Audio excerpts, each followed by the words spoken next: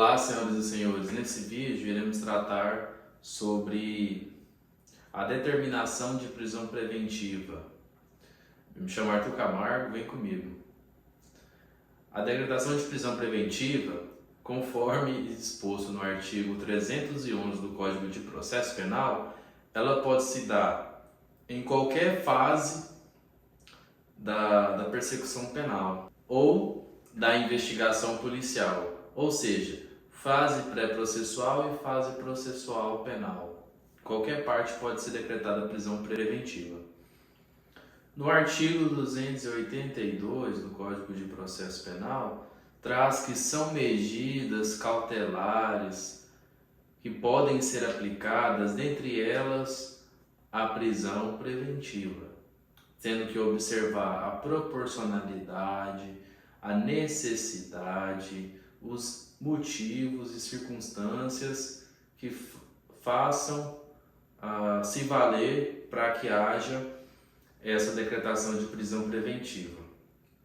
Antes de 2019, não existia nenhuma restrição para que o juiz de ofício realizasse essa decretação de prisão. O juiz poderia analisar o caso e decretar a prisão preventiva sem que houvesse nenhum requerimento ou representação.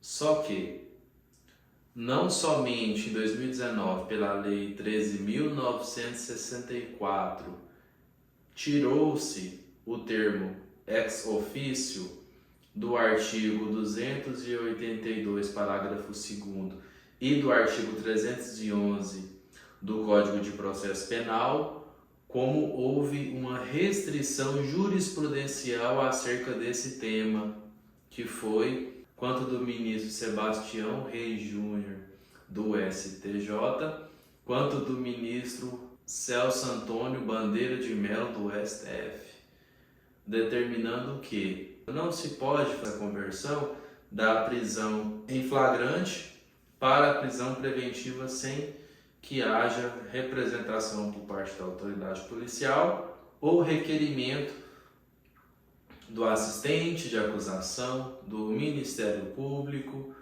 ou da vítima. O juiz de ofício não pode mais realizar esse tipo de prisão.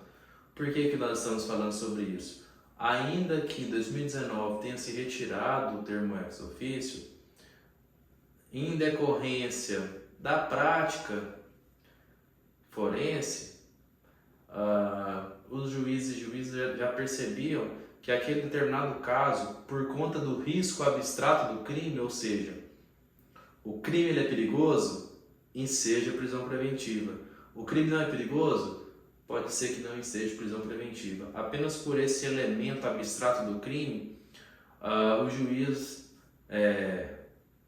eventualmente decretar a prisão preventiva por entender que era importante para a persecução penal. Só que, retirando esses termos dos artigos citados pelo pacote anticrime, que é a lei que eu havia citado anteriormente, e com a pacificação da jurisprudência tanto no STJ quanto no STF, os juízes pararam com essa prática, que, por exemplo, a pessoa era presa num crime de roubo, presa em flagrante. O Ministério Público não requeria a prisão preventiva por entender que não é apenas por ser roubo que as circunstâncias iriam ensejar uma prisão preventiva, mas o juiz iria lá, decreta a prisão preventiva, convertendo a prisão em flagrante em prisão preventiva. Esses atos eram comuns no nosso judiciário, só que não é mais previsto em lei e também não é mais cabido. Tanto é que há jurisprudências, como eu já mencionei, que impedem essa prática.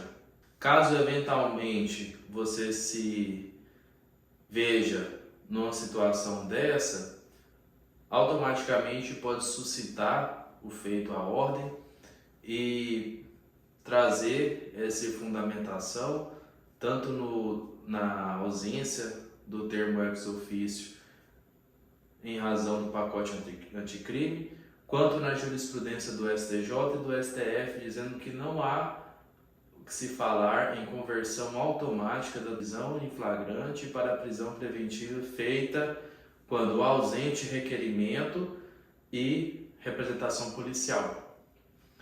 Acredito que é um ponto muito relevante, é algo que a advocacia tem militado bastante acerca desse tema, porque não é apenas o crime que determina como terá que se ocorrer as demais etapas de um processo penal ou de uma investigação policial, mas sim analisar cada contexto, fato, pessoa, cada caso concreto, para que aí sim entender se a lei permite prisão, permite a pessoa responder em liberdade, para que não tenhamos a nossa dignidade da pessoa humana restringida e a qualquer eventual direito tolhido.